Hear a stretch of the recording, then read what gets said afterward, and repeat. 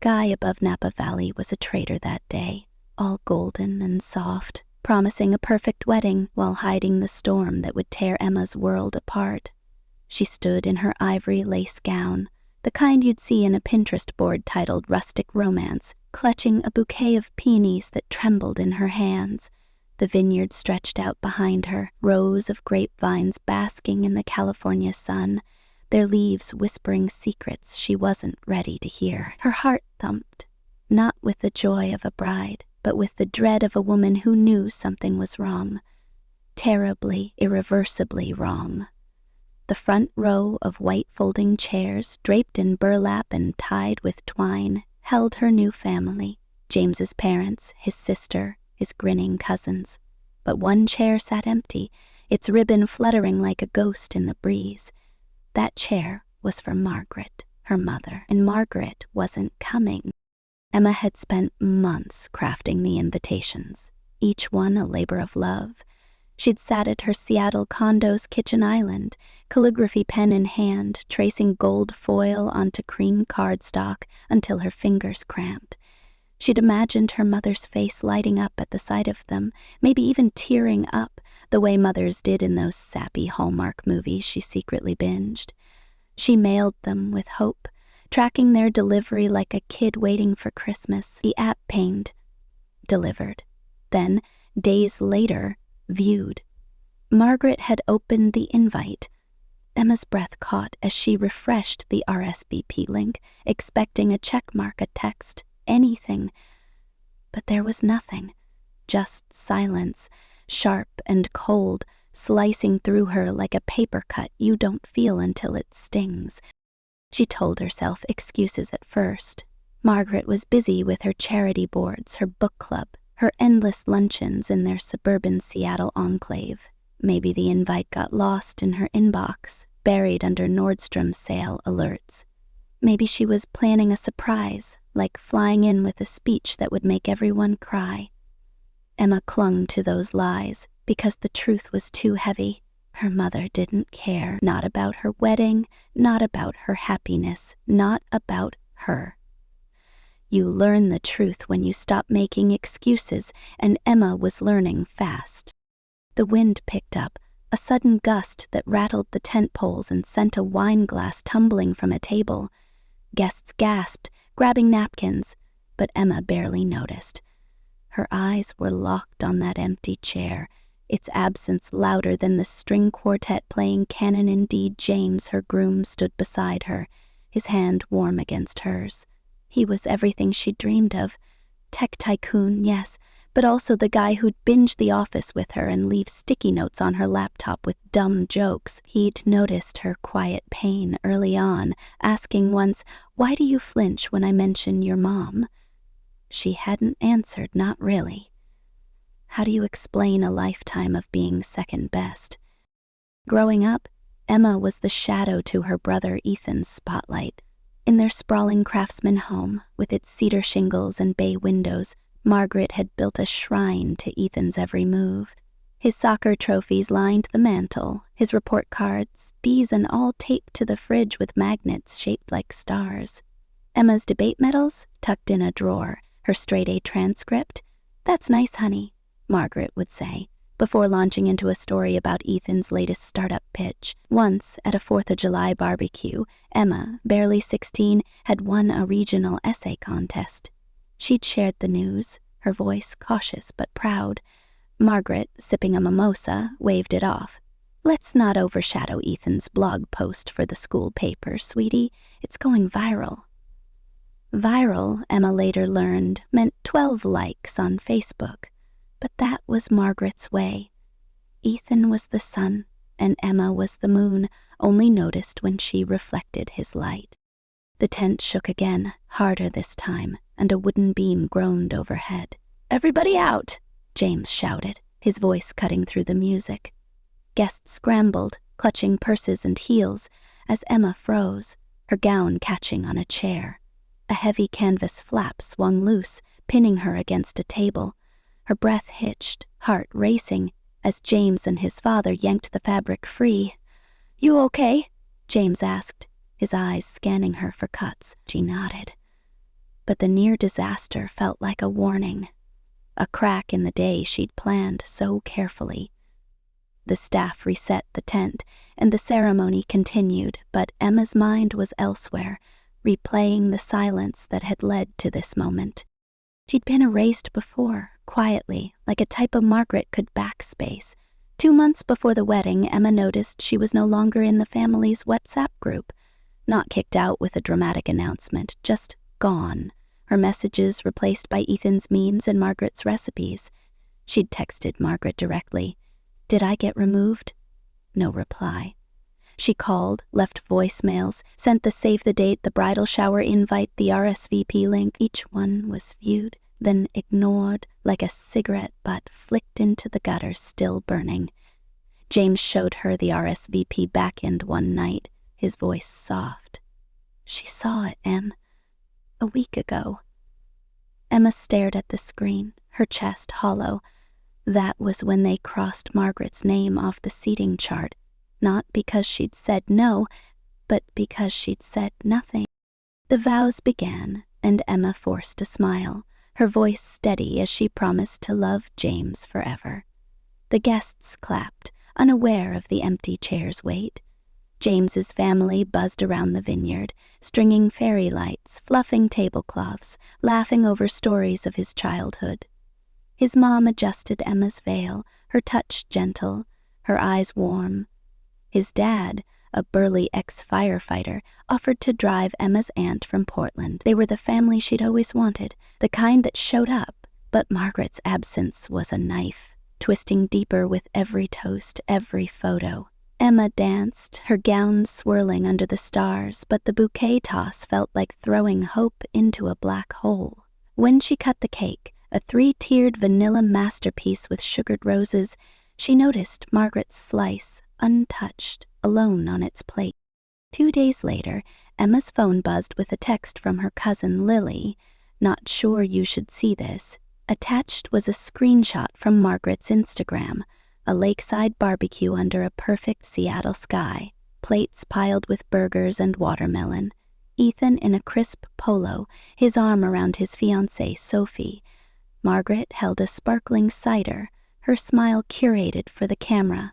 The caption read, "Family forever, celebrating the ones who matter most." Emma's fingers went cold. The post was time-stamped the same day as her wedding, hours away in Napa. Her family had been laughing, eating, posing while she stood in her gown, slicing cake alone. Emma didn't cry. She set her phone face down and walked to the kitchen, pouring coffee on autopilot. James was still asleep, his soft snores drifting from the bedroom. She wanted to sit with the silence, to let it settle like dust. She'd grown up measuring her worth in fridge magnets, Ethan's side always crowded with stars, hers sparse with participation ribbons. At 12, she'd won second place in a poetry contest, her words printed in the local paper. Margaret had shrugged. "That's sweet, honey," but Ethan just scored the winning goal. His photo went up on the fridge. Emma's poem stayed folded in her backpack. James padded into the kitchen, hair tousled, and leaned against the counter. He didn't ask what was wrong. He saw it in her face, the way her eyes stared through the coffee mug. "They didn't forget, Em," he said quietly. "They chose not to show up." She nodded, the truth sinking like a stone. Lily texted again, another screenshot from the family WhatsApp. Ethan's engagement party will be the real celebration. Emma's wedding, her vows, her love, they weren't just ignored. They were replaced. That night, Emma lay awake, the Seattle skyline glittering through her condo's window. The betrayal wasn't new, but it was sharper now, a blade honed by years of being sidelined. She thought of the vineyard, the tent nearly collapsing, the empty chair. She thought of Margaret's Instagram, Ethan's smug grin, Sophie's diamond flashing like a taunt. And then a new thought crept in, cold and clear. This wasn't just about absence, it was about erasure. Margaret wasn't just skipping her wedding, she was rewriting Emma out of the family story. The Seattle rain came down in sheets, a gray curtain that blurred the city skyline outside Emma's condo. She sat at her kitchen island, the same one where she'd penned those doomed wedding invitations, staring at her phone. The screen glowed with Margaret's Instagram post, Ethan's lakeside barbecue, her mother's curated smile, that caption, "Family forever." It was a slap, deliberate and public, and it stung worse than the empty chair at her Napa Valley wedding. Emma's coffee had gone cold, but she didn't move. The silence in her condo was heavy, broken only by the patter of rain and the occasional creak of the building settling. James was at his tech firm, probably charming investors with his easy grin, unaware that Emma was unraveling. She wasn't crying, not yet. But something inside her was shifting, a fault line cracking open, and she wasn't sure if it would swallow her or set her free. Emma scrolled through her texts, landing on Lily's message with the screenshot of Margaret's WhatsApp. "Ethan's engagement party will be the real celebration." The words burned, confirming what she'd always feared. She wasn't just sidelined. She was erased. Her wedding, her vows, her love for James, they were a footnote in Margaret's story, a placeholder for Ethan's spotlight.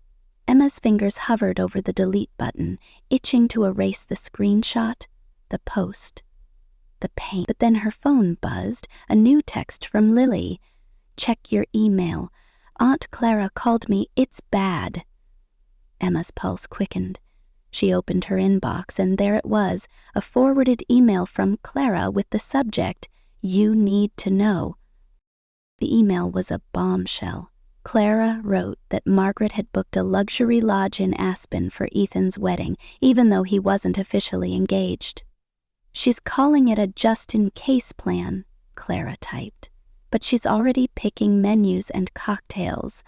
She told me your wedding didn't count because it wasn't about legacy." Legacy. The word hit Emma like a punch, polished and cold, a justification for Margaret's cruelty. Emma's condo, her career, her marriage, they weren't enough for Margaret's vision of a family name carried by Ethan alone. Emma's hands shook as she reread the email, each word a brick in the wall her mother had built to keep her out. She stood, pacing the hardwood floor, her bare feet cold against the wood. The condo was her sanctuary, bought with years of late-night freelancing and skipped vacations, every mortgage payment a defiance of Margaret's doubt. 5 years ago, when Emma and James were scraping together a down payment, she'd asked Margaret to co-sign the loan. Just a temporary bridge. Margaret's response was a knife. "I can't tie my name to something that might not last, Emma." "It's not personal." "Not personal?" Emma had hung up, tears burning, and vowed to prove her wrong. They closed the deal without Margaret's help, and Emma framed the deed, a quiet rebellion. Now, Clara's email hinted at something darker. Margaret was claiming credit for the condo, telling neighbors she'd guided Emma's purchase. Emma's phone rang, shattering her thoughts. It was Clara, her voice low and urgent. "Emma, I wasn't sure if I should call, but there's more. Margaret's been emailing a lender, using your condo as collateral for Ethan's new business loan." Emma's stomach dropped. She sank onto the couch, clutching the phone. "What?" Clara hesitated. "She wrote that the condo is essentially her asset. I've got the emails, I'll send them." Emma's mind raced. Her home, the one she'd fought for, the one Margaret refused to back, was being used as a pawn in her mother's game. The betrayal wasn't just emotional, it was financial, a violation of everything Emma had built. Before she could process it, the condo's front door rattled with a heavy knock. Emma froze. It wasn't James. He had a key. The knock came again, insistent, entitled, like someone who expected to be let in. She opened the door, and there stood Margaret, rain-soaked but composed, 2 suitcases behind her, a designer tote slung over her arm. Her smile was practiced, the kind you'd see on a real estate agent mid-pitch. "Hi, sweetheart," she said, stepping forward as if the welcome mat was hers. I thought I'd stay here for a bit. Ethan's place is too crowded." Emma's jaw tightened, a hollow numbness spreading through her. Margaret was already wheeling her luggage inside, her heels clicking on the hardwood before Emma could speak. Emma didn't stop her, but she didn't offer tea either. She stood in the foyer, a stranger in her own home, as Margaret breezed into the kitchen. "I brewed coffee," Margaret called, lifting a mug. Still James's favorite, right? The audacity of it, acting like she belonged, like she hadn't ignored Emma's wedding, lit a spark of anger in Emma's chest. She thought of Clara's email, the lender, the condo. This wasn't just a visit, it was an invasion. Margaret wandered into the living room, picking up a framed photo of Emma and James at their engagement party. "This place has potential," she said, smiling to herself. "I remember when I helped you get the loan." Emma's throat tightened. "You didn't help," she said, her voice low but firm. "You refused." Margaret waved it off. "Oh, banks twist things. I was part of the journey." The lie was so bold, so effortless that Emma felt dizzy. She wanted to scream, to throw the photo frame, to demand answers. But then came the first danger, a jolt that turned her anger to fear. The condo's fire alarm blared, a piercing wail that sent Margaret dropping her mug. Coffee splattered across the floor as Emma ran to the panel. No smoke, no heat, just a malfunction, or so she thought. She silenced the alarm, heart pounding, but the unease lingered. Was it a coincidence, or had someone tampered with it? The thought was paranoid, but Margaret's presence made everything feel like a threat. James came home an hour later, groceries in hand, and froze at the sight of Margaret lounging on the couch. He glanced at Emma, who gave a slight shake of her head. He set the bags down, his jaw tight, and said nothing. That night, as Margaret slept in the guest room, Emma showed James Clara's email. His eyes darkened as he read. "She's using our home," he said, voice low. "This isn't just family drama, Em. It's fraud." Emma nodded, the weight of it settling like a storm cloud. She opened her laptop and started a folder. Margaret's lies. She dragged in Clara's email, the wedding RSVP receipts, screenshots of the WhatsApp chat. It was the beginning of a fight she hadn't chosen but couldn't avoid. The next morning, Emma found a typed list on the kitchen island, folded neatly like it belonged there. Grocery refills, drive me to the doctor, laundry pickup, call the HOA about the roof. Don't use your office. It's too loud. No please, no smiley face, just commands. Margaret strolled in, stirring tea, and said, "I figured we'd split tasks while I'm here." "You're so organized." Emma's silence wasn't agreement, but Margaret took it as such, her lifelong trick interpreting Emma's restraint as consent. Emma's anger simmered, but before she could speak, the second danger struck. Her phone lit up with an email from her boss. Urgent. Confirm resignation? Someone had hacked her account, sending a fake resignation to her entire team. She spent hours on the phone, proving it was a mistake, her career hanging by a thread. Was it random, or was Margaret's arrival stirring enemies Emma didn't know she had? Emma retreated to her office, digging through old files for proof of her condo's ownership.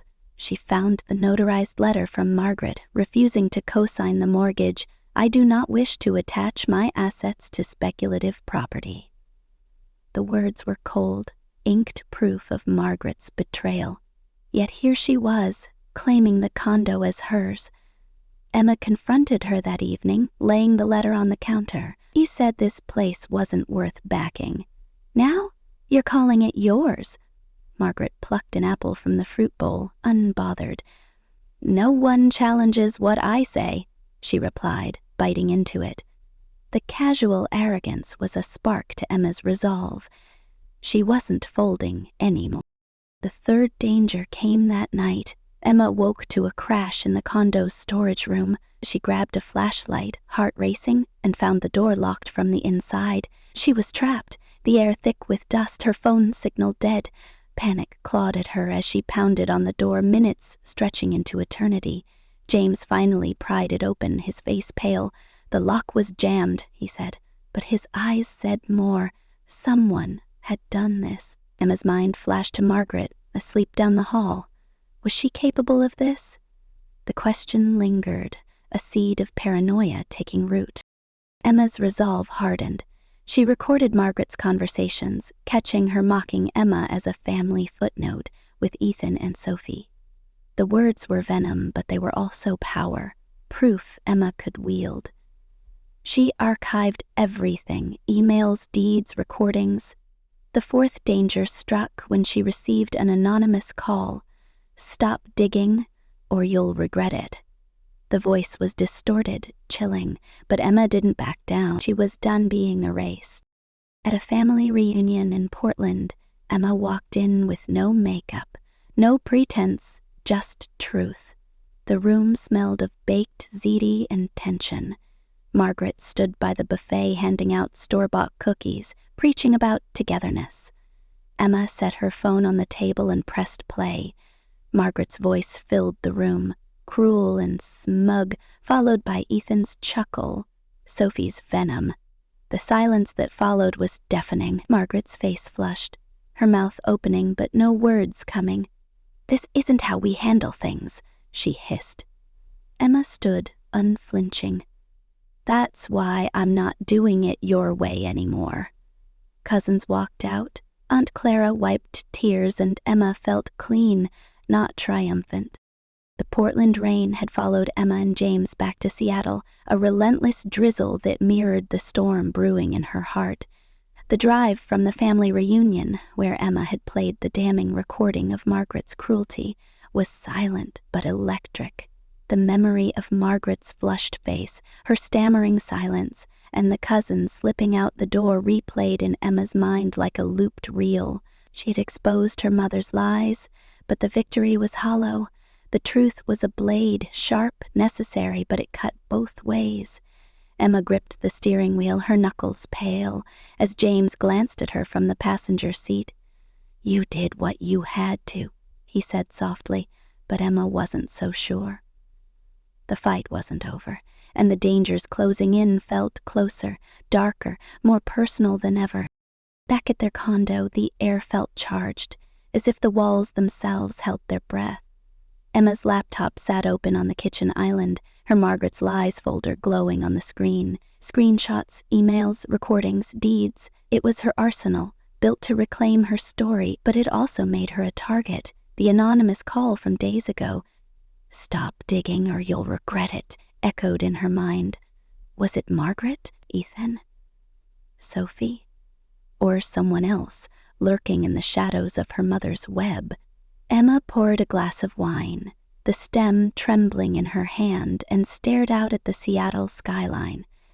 The city's lights blurred in the rain, a reminder that truth, like beauty, could be fragile and fleeting. The first spark of chaos came that night. Emma was sorting through her folder when the condo's power flickered, then died. The room plunged into darkness, the hum of the fridge silenced, the city lights beyond her window the only glow. James grabbed a flashlight, his voice steady but tense, probably just the storm. But as he checked the breaker, Emma's phone buzzed with a text from an unknown number. "You can't hide what's already seen." Her blood ran cold. She showed James, who dialed the building's security, but the cameras had glitched during the outage. No footage, no answers. The power returned an hour later, but the message lingered like a ghost. Someone was watching, and they weren't afraid to show it. Emma barely slept, her dreams a tangle of empty chairs and distorted voices. By morning, she was resolved. She wouldn't cower. She uploaded a post to the neighborhood's online forum, a calculated move to expose Margaret's lies. It included 3 images: Margaret's Facebook post claiming Emma's condo as her family legacy, the condo's deed in Emma's name, and the wedding video Margaret had sabotaged. The video was a love letter to her and James, with clips of their first date, Emma's promotion party, and even Margaret hugging her at her college graduation. A version of her mother Emma had once believed in. The caption was simple: "The truth doesn't need a filter." Within hours, the post exploded. Neighbors commented, "We saw you painting the condo's exterior alone, Emma. That's your home." Another wrote, "That video broke my heart. How could they do this?" The support was a lifeline, but it also painted a target on her back. The fifth danger struck at dawn. Emma stepped outside to grab the newspaper and found her condo's front door defaced with red spray paint. Liar. The word was jagged, angry, dripping like blood. Her breath caught, the cold Seattle air biting her lungs. James called the police, but the vandalism was untraceable. No witnesses, no prints. The officer, a tired man with a notepad, suggested it was kids pulling pranks. Emma didn't buy it. This was personal, a warning tied to her post, her truth. She scrubbed the paint herself, her hands raw, her resolve hardening. Margaret's facade was cracking, and someone, maybe her mother, maybe Ethan, was desperate to keep it intact. That afternoon, Emma attended the neighborhood association meeting, her heart pounding but her steps steady. Margaret was already there, chatting with the board president, her laugh tinkling like glass. She caught Emma's eye and smiled, a predator's grin, as if nothing had changed. The meeting droned on. Budget updates, park maintenance, until member comments. Emma raised her hand, her voice clear. "There's confusion about 2429 Pine Street's ownership," she said, placing a folder on the table. "This condo is mine, purchased with my finances, my credit. Margaret is not an owner, co-owner, or guarantor." She laid out the deed, mortgage approvals, and Margaret's notarized refusal to co-sign.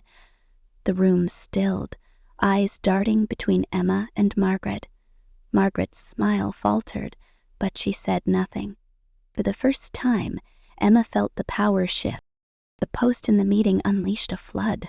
Online, neighbors shared stories of betrayal, mothers who took credit, siblings who erased. One wrote, "My sister claimed my business as hers. Thank you, Emma, for showing us we're not alone." Another bombshell came from Margaret's old friend Karen, who commented, "Margaret told me not to attend Emma's wedding. I still have the text." Screenshots followed, private messages leaking like water through a dam. Ethan's fiancée, Sophie, tried damage control, posting, "Real class keeps family private." But Karen fired back, "You pushed the boycott, Sophie. Don't play innocent." The cracks in Margaret's image widened, her decades of dignity collapsing under the weight of her lies. The sixth danger was the most terrifying. Emma was home alone, James at a late meeting when the condo's security system triggered. The front door sensor blared, but no one was there. She checked the app, motion detected in the storage room. Heart pounding, she grabbed a kitchen knife and crept downstairs, the same room where she'd been locked in days before. The door was ajar, a faint scrape echoing inside. She pushed it open, knife raised, and found a stack of boxes toppled, papers scattered. A shadow moved in the corner, but before she could react, it was gone. She called the police, but nothing was stolen, no one caught. Later, she found a single item missing, a copy of her deed, kept in a fireproof safe. Someone had been inside, searching for her proof. The fallout was swift. A local investor, misled by Margaret's claim that the condo was collateral for Ethan's startup, messaged Emma, "I need answers. My $50,000 0 cents is at stake." Margaret's church acquaintance admitted donating to Ethan's venture on the same lie. Allies turned, distancing themselves as Margaret's manipulation unraveled. Emma didn't cheer. She wasn't vindictive, but she felt a quiet strength. She was no longer the girl begging for fridge magnets or a seat at the family table. She was a woman rewriting her story. The tension peaked on a Sunday evening, the rain now a soft patter against the condo's windows. Emma was folding laundry, the mundane act grounding her, when a knock came, not at the door, but at her soul. She opened it to find Margaret, alone, no suitcases, just a tan coat and clasped hands. Her face was softer, cracked, her voice barely above a whisper. "I don't know what to say, Emma." Emma stood in the threshold, unmoving. "You already did. Every time you said nothing." Margaret blinked. No tears, just a flicker of something. Regret, maybe, or fear. "Can we talk? Just us?" Emma stepped back, leaving the door cracked, a sliver of space for words but not trust. Margaret's apology was weak, a patchwork of excuses. "I didn't mean to hurt you. Things got complicated." Emma shook her head. "This isn't about hurt, Margaret. It's about clarity. I don't need your explanation. I've moved past it." Margaret frowned, as if the math didn't add up. "I never thought you'd turn cold." Emma met her eyes, unflinching. "I'm not cold. I'm clear." She closed the door, not slam, just shut, the kind of close that ends chapters. The silence that followed was clean, not suffocating. For the first time, Emma felt free. James found her on the couch, the rain tapping like soft applause. He sat beside her, no words, just presence. After a long pause, he asked, "Do you feel better?" Emma searched for truth, not platitudes. "Not better," she said, "just done." He nodded, pulling her close, his arm a steady anchor. "That's what healing sounds like," he whispered. They sat there, no TV, no phones, just breath and rain, and knowing the dangers. Vandalism, threats, break-ins hadn't broken her. They'd forged her. Weeks later, Emma hosted a brunch for James's family. His parents brought croissants, his sister, her 2 kids, one of whom, a 7-year-old named Mia, darted into the kitchen. "That's pretty," Mia said, pointing at a napkin Emma had folded into a leaf, an echo of her childhood. Emma hesitated. "No one who stayed taught me," she said, placing it by Mia's plate, "but someone who left showed me what matters." Mia didn't get it, but her smile was enough. That evening, Emma opened her journal, the pages a map of her fight. She wrote, "My mother didn't just skip my wedding. She skipped the woman I became. But I measure love by who shows up when no one's watching, not who claps the loudest." She closed the book, whispering, "The family you choose is the one that stays." The lessons were hard-won, carved into Emma's bones. Courage wasn't loud. It was standing in a quiet room, speaking truth when no one wanted to hear it. Family wasn't blood. It was the people who fought for you, who held your hand through the dark. And healing wasn't a finish line. It was the moment you stopped running from pain and started building from it. Emma's story wasn't just hers. It was for every daughter erased, every dreamer sidelined, every heart told it wasn't enough. She'd faced the storm, the lies, the threats, and emerged not unbroken, but whole. The questions lingered, though, like embers in the dark. Who broke into her condo? What else had Margaret hidden, and would Ethan ever face his complicity? The answers were out there, somewhere in the rain-soaked streets of Seattle, but Emma didn't need them to move forward. She'd already won the only battle that mattered, the one for herself. If this story moved you, share your thoughts below.